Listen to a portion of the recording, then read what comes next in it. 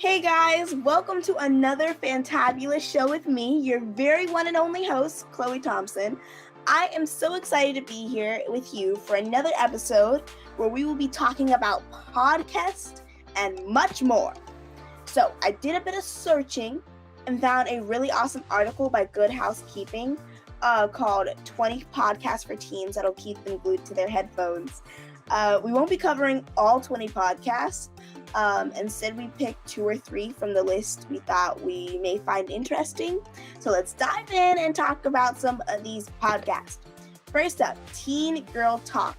This podcast joins siblings, Franklin and Susie Coda, as they consume and discuss media made for teens, while also recalling and reminiscing with stories from their own teenage past.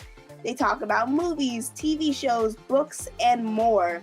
They have almost 300 episodes for you to choose from, so head over to Apple Podcasts and check it out.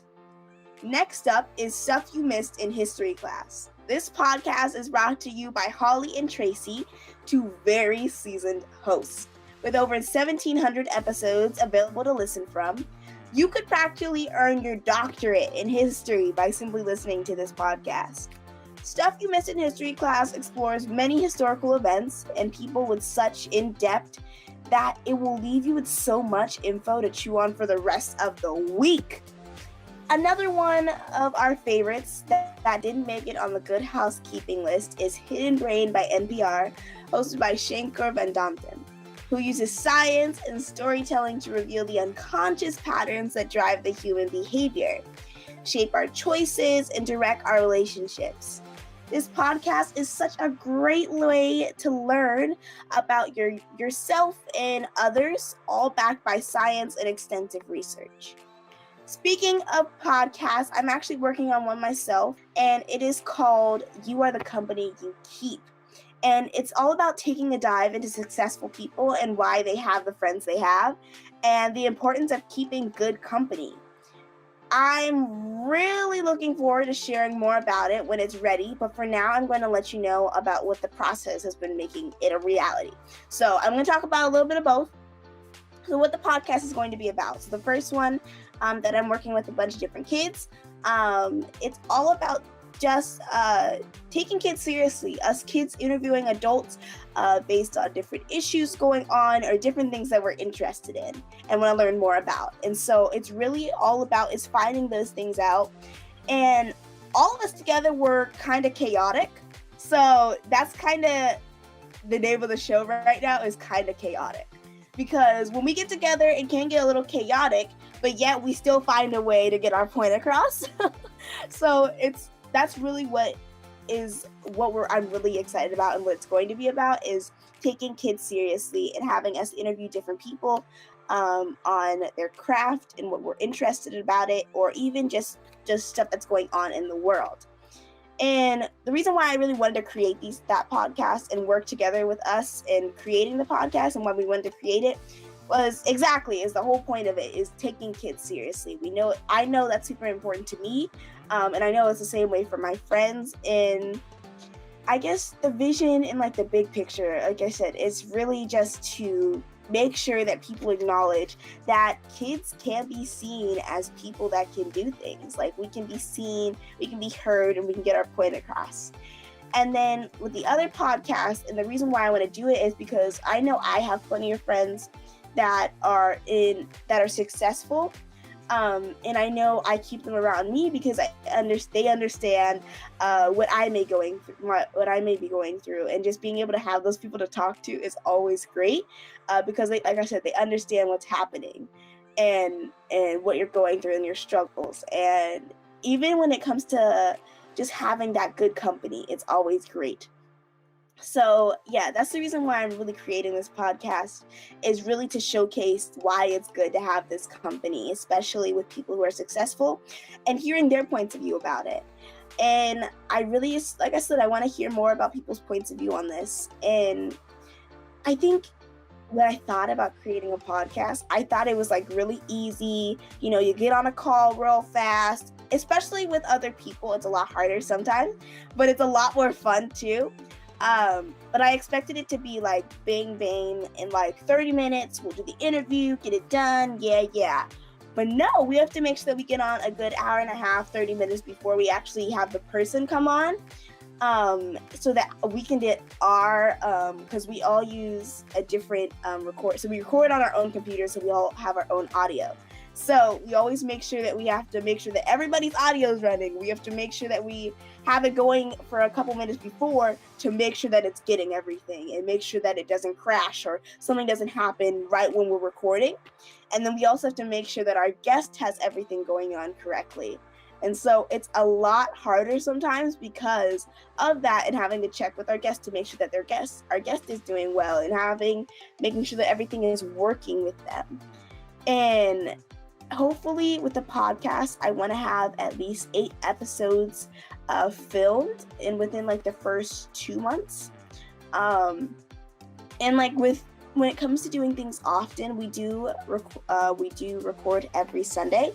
And we have prep meetings throughout the week. So we have a good 2 prep meetings throughout the week to make sure that we know what we're talking about. We have our questions ready, all of that stuff.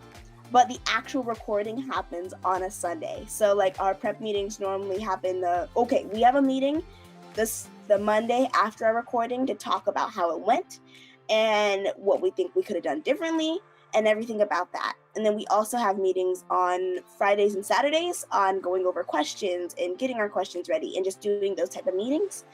And yeah, those are some things that we really do, and that's how often we record and all that stuff. That's like our behind the scenes stuff. And some things that are on my mind that I really want to tackle on this podcast, on both, is different issues that are going on in the world, but also, again, showcasing kids as well. And then with You Are the Company That You Keep, I want to really just showcase different people and their success stories and why they have these people surrounding them, because it's always so fascinating to me about the different friends that people have, whether their friends are people that are also in the industry or they even have friends that aren't in the industry, but why? I understand what I do is because I know they understand what's going on with me, but then I also have my friends that are outside of it, but they may not understand, but they're still a lot of fun to hang out with. So why the different groups that you have and why you have them type situation. And that's why I want this all to happen. And then it's the podcast that I'm doing. Both of them aren't out yet. We are still filming and recording our podcast. So both of these podcasts aren't out yet, but I will make sure to let you all know on any of the episodes when it does come out and when we start dropping our episodes. It is now time, now that we're done with the podcast thing, it is now time to go to our weekly good vibe story. Since we are talking about podcasts, this week I decided to share with you about one of my very good friends, Benjamin Wong, who has a podcast of his own, Young Trip with Benjamin Wong. It is a podcast that shares stories of inspirational kid entrepreneurs who are changing the world. It is a kid-produced podcast for both kids and adults. I have personally been on Ben's podcast, and I truly admire the production quality and message behind his work. The podcast is produced by a group of young kids, so be sure to go and check it out. It is available on Spotify and Apple Podcasts. You can also find him on Instagram at @officialbenjaminwong. So please head over and follow him and listen in on his different podcasts that he has on there. Now, let's move on to our next segment, Khloe's Library. Welcome to Khloe's Library. Each week I handpick a book from my favorite reads and talk to you about what I have learned. This week I have chosen I Am Balala by Malala Yousafzai. So, full description on the book. Well, it's a kind of shorter description. It's how one girl stood up for an education and changed the world. So, when I first backstory on this book and how I got it, because it's a crazy story. So this one time, well, it wasn't really crazy. It just kind of inspired me. That's what this book did. But I'm finish on with my story. So one time I went to the library and I had gone there for, I don't know what book I had gone there for, but I had gone there for a specific book. And I remember my mom was shopping with me and she goes, "We should get this book." And I go, I don't know, because this wasn't really like the style of the book I was really into. I was more into like the comic book type style. It wasn't like really young readers, or more like realistic fiction or stuff like that. So my mom ended up buying the book, and then I started reading it. And I remember I read it when I got in the car, and I was just, wow. I was so intrigued. I really couldn't get my eyes off the pages. I was reading it day and night, all the time. And this book here is really what inspired me into giving back. Just because of all the things that she done, and what she does is she fights for girls' rights of an education. But this is all based off her actual life story and what happened to her. I don't want to spoil the book too. Well, I guess it's just talking about her life, but it kind of spoils the book a little bit. But it just talks about the tragedies and the amazing ups and downs of her life and what happened when it came to fighting for these rights for girls' education. This book, I think it would be really cool if it had a few more pictures in it, just so you could really see what life looked like for her. But one thing I do love is that there are plenty documentaries about her and her life and all the things that she's done. And there's plenty of things about her and all the amazing things she has done. So if you do want to learn more after you've read the book, which I recommend doing, and just watch documentaries about her and all the amazing things that she has done, because she's done some amazing things out there. And I know I sound like an old lady as I do this, but she's older than me. But she started at a young age as well. So yeah, it's just something that I really love about. So some of the things that she did. So where she lived, it wasn't a thing for girls to be educated. It wasn't a thing for girls to have an education. And girls weren't allowed to go to school. But one thing was, her father was a teacher. And so he also believed that it wasn't right for girls not to have an education. And her dad also was a person that fought for things like this. And so she kind of grew up in that type of sense, in that sort of household. And so pretty much she just thought it wasn't fair. And so then she started writing like pamphlets and papers anonymously about